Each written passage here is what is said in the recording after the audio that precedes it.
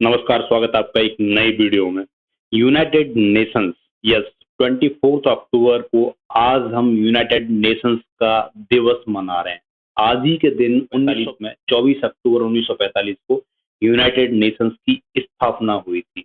Yes, आप सुने होंगे security council, United general assembly, America nation, जहाँ कहीं भी लड़ाई होती है, युद्ध होता है, वहाँ पे अपनी आवाज ये उठाता है। यूनाइटेड नेशंस के एक सेक्रेटरी जनरल है, उनके statement, Russia Ukraine war, Israel Hamas war, हर जगह पे कहीं ना कहीं जहाँ पे अशांति फैली हुई, जहाँ पे लोगों को आवश्यकता है साफ खाने की और ना हो, ऐसी सिचुएशंस को रोकने के लिए यूनाइटेड नेशंस अपनी आवाज उठाता रहता है। ये वही यूएन है। यस, आप अखबारों में, न्यूज चैनल्स में जरूर इसके बारे में स्थापना 24 अक्टूबर 1945 को हुई थी। हुआ क्या था कि वर्ल्ड वार टू जो 1939 से लेकर 1945 तक चला, उसके खत्म होने पे कुछ कंट्रीज साथ में आए और उन्होंने स्थापना करी यूनाइटेड नेशंस की। यूनाइटेड नेशंस से पहले लीग ऑफ नेशंस एक इस्टेब्लिशमेंट था जो वर्ल्ड वार वन के बाद में एग्जिस्टेंस में आया था। तो यूनाइटेड नेशंस की स्थापना हुई, उसके साथ साथ लीग ऑफ नेशंस को भी खत्म कर दिया गया। लीग ऑफ नेशंस को खत्म करने के बाद में हमें यूनाइटेड नेशंस देखने को मिला, जिसमें आज के समय पे टोटल 193 कंट्रीज मेंबर्स हैं। और यूनाइटेड नेशंस सिर्फ एक सिंगल संस्था नहीं है, इसके साथ में मल्टीपल बॉडी जुड़ी हुई हैं, एक पूरा इकोसिस्टम है जो काम करता है। इसके मैक्सिमम जो ऑफिस हैं पूरे वर्ल्ड में फैले हुए हैं। आप जरूर सुने होंगे डब्ल्यूएचओ के बारे में, डब्ल्यूटीओ के बारे में, इंटरनेशनल कोर्ट ऑफ जस्टिस के बारे में। ये सारे के सारे जो ऑफिस है यूनाइटेड नेशंस का एक हिस्सा है।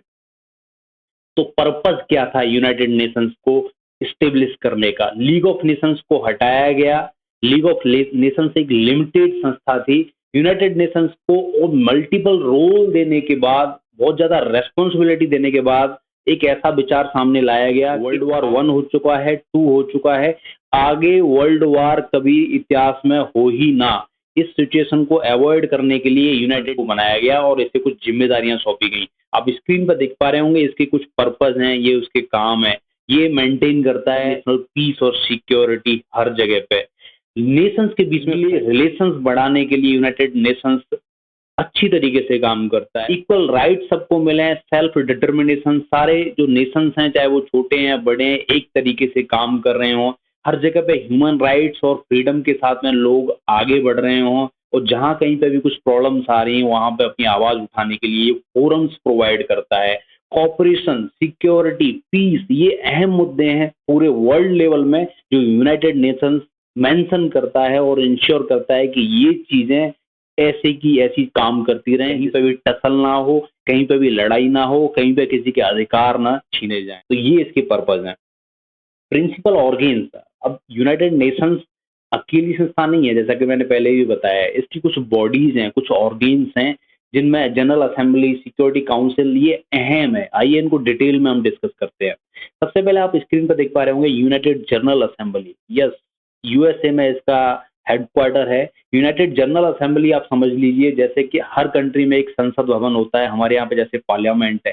तो यूएन का एक बहुत ही इंपॉर्टेंट पार्ट है कि जब भी कुछ बड़े डिसीजंस लिए जाते हैं, जब भी कुछ नए मेंबर ऐड किया जाता है, तो यूनाइटेड जनरल असेंबली में वोटिंग होती है। जब भी इंटरनेशनल कोर्ट ऑफ जस्टिस के जो सीजीआई, आईसीजे हैं, इंटरनेशनल कोर्ट ऑफ जस्टिस में जो लॉयर बैठते हैं, जो जस्टिस बैठते हैं, उनको नॉमिनेट करने के लिए यहाँ पे वोटिंग होती है। जब भी कुछ नए कंट्री को या नया बजट अप्रूव किया जाता है तब भी यहाँ पे वोटिंग होती है। तो एक पार्लियामेंट की तरह काम करता है जनरल असेंबली यूएन के लिए। यूएन सेक्रेटरीट सेकंड ऑर्गेन है, सेकंड बॉडी है।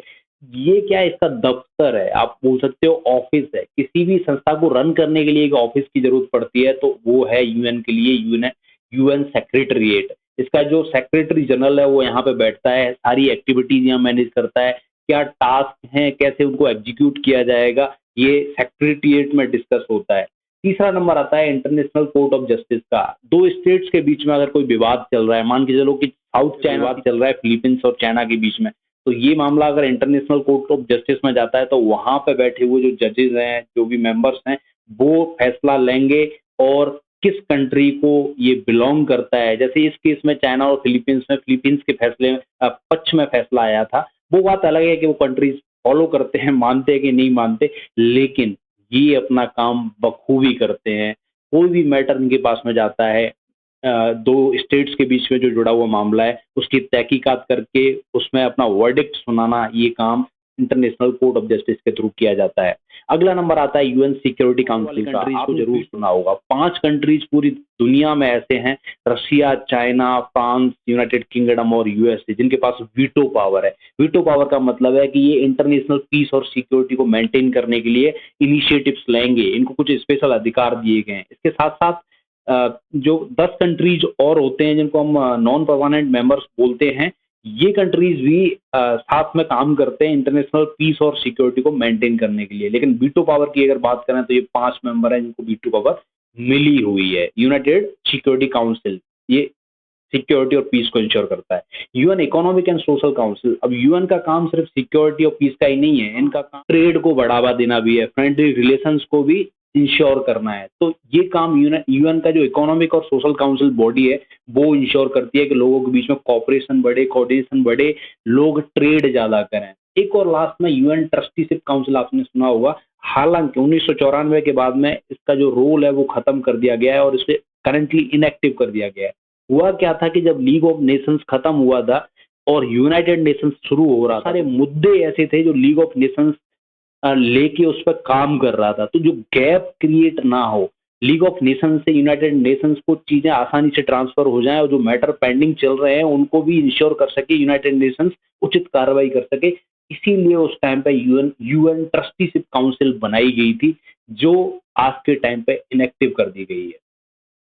अब मैंने जैसे कि बताया कि यूनाइटेड नेशंस के पास में सिर्फ 6 ऑर्गेन्स या 6 बॉडी नहीं है, उसके साथ साथ कुछ स्पेशल एजेंसीज भी हैं जो यूनाइटेड नेशंस के लिए काम करती हैं। जैसे आपने नाम सुना होगा, food and agriculture organisation, international telecommunication communication union, universal postal union, world health organisation, ये सारे नाम आपने सुने होंगे। ये जो एजेंसी जो भी रोल इनको दिए गए हैं, ये बखूबी उसको इंश्योर करते हुए आगे बढ़ती हैं और यूनाइटेड नेशंस को कुछ ऐड करती हैं, इसकी वैल्यू को बढ़ावा देती हैं। अब जैसा कि हमने बहुत अच्छी अच्छी बातें करी है यूनाइटेड नेशंस के रोल के बारे में, क्या ये करता है, कैसे ये काम होते हैं, लेकिन United Nations security, peace, cooperation, ये सारी चीजें इंश्योर तो करता है।